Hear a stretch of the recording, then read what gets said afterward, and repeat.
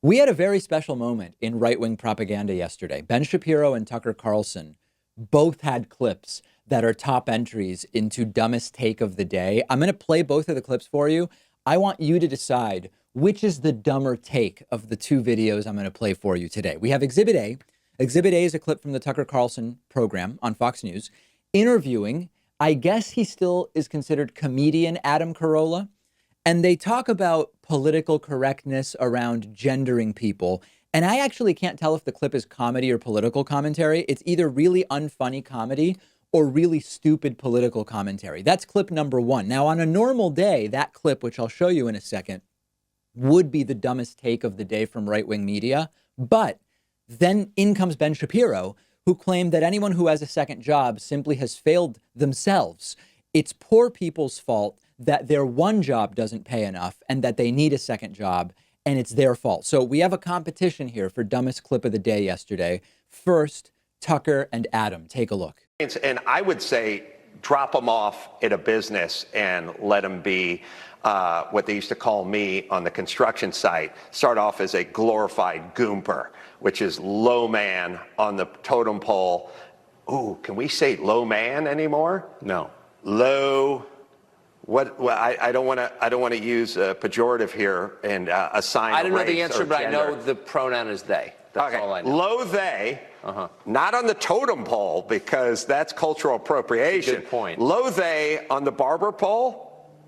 No. Low they on the flagpole. No, definitely not on the flagpole. On the utility pole. Low they on the telephone pole. Yeah. So the premise here is, isn't college a scam? And then they're getting into, are you allowed to say low man on the totem pole because everyone on the left and everyone in colleges is so politically correct? Again, is this comedy? If so, it's just not funny. Is this political commentary? If so, it's really stupid. So that's option A, all right? Let's now look at option B for dumbest take of the day from yesterday. Here's Ben Shapiro on people who have jobs that don't pay well and on people who have two jobs. Well, the fact is that if you had to work more than one job to have a roof over your head or food on the table, you probably shouldn't have taken the job that's not paying you enough. That'd be a you problem. Also, it is not true that the vast majority of people in the United States are working two jobs. It just is not true. According to the census statistics, a small but steady number of American workers have more than one job because either they need extra income or because they want to gain more experience or explore different interests. There's a recently released U.S. Census Bureau report, and apparently what it found is that approximately 8.3%, this is as of 2013, so it's actually lower now, 8.3% of workers had more than one job. That was as of 2013. It's a lot lower now. So this notion that there are just tons and tons of people who are working at multiple jobs, it is not really true. It's not actually the reality. In May, 5% of Americans had multiple jobs. 5%. That's really what's bringing down the unemployment rate, is those 5% of workers who have multiple jobs. Okay, for all of the talk about people working at Uber, it's held to that range actually really since 2009. It's always been a very, very low number.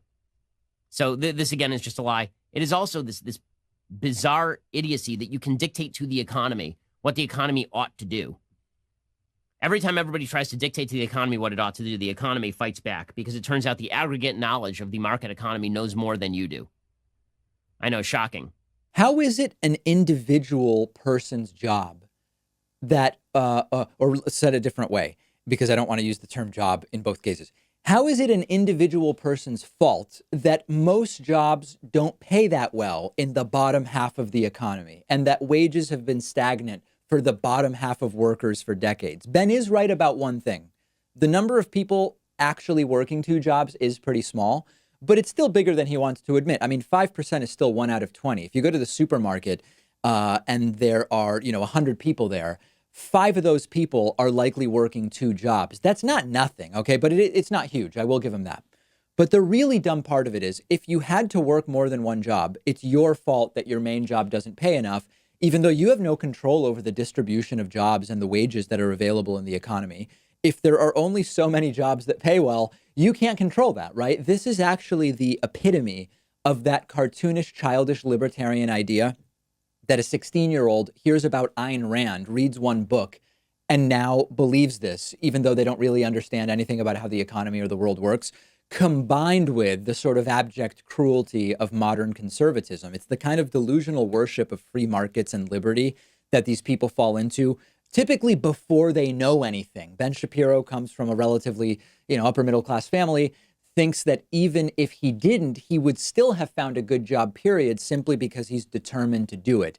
The idea that you might have to choose from the available jobs, even if it's a job that doesn't pay well, or even if it's two jobs that don't pay well, because you've got to pay your bills and you have no parents to bail you out, that doesn't even enter into Ben Shapiro's mind. I actually don't think he's being disingenuous here. I think this is a combination of his personal privileged position in society combined with cartoonish right-wing economic ideas, combined with a complete lack of empathy. I think that that's what it is. I don't believe he's being deliberately disingenuous. I think he's just clueless and somehow hasn't gotten out of those childish libertarian ideas that 16-year-olds often pick up and then lose by the time they get to college and learn how the world actually works. This is what I call right-wing politics brought to you by a privileged upbringing and a complete lack of empathy. That's how you get to this.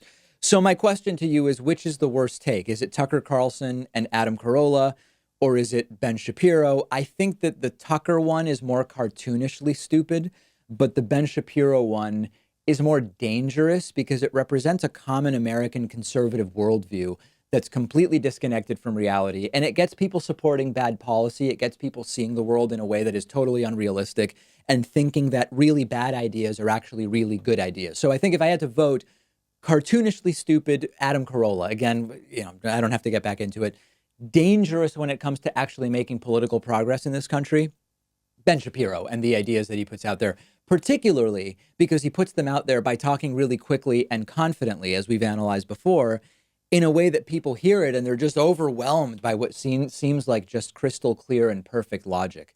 Let me know what you think and make sure that you are following the David Pakman Show on Instagram at David Pakman Show. While you're there, follow me on Instagram at david.pakman. We'll take a quick break, not a quake. We'll take a quick break. A lot more coming up today.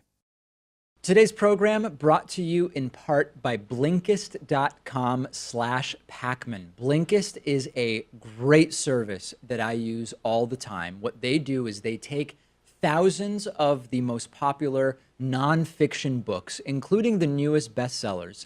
They condense them into 15-minute audiobooks that you can listen to, and you still get the most crucial information and insights from each book. And I've listened to a ton of books on Blinkist. I recently checked out Soccernomics by Simon Cooper.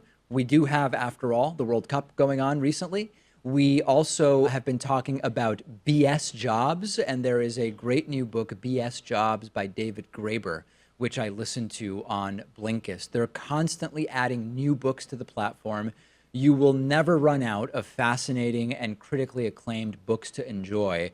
And our audience can get a 7-day free trial by going to Blinkist.com/Pakman. If you're watching on YouTube, I'm putting a link in the video description. And after the free trial, if you like it, you can continue enjoying thousands of condensed audiobooks for about $5 a month. That's BLINKIST.com/PAKMAN.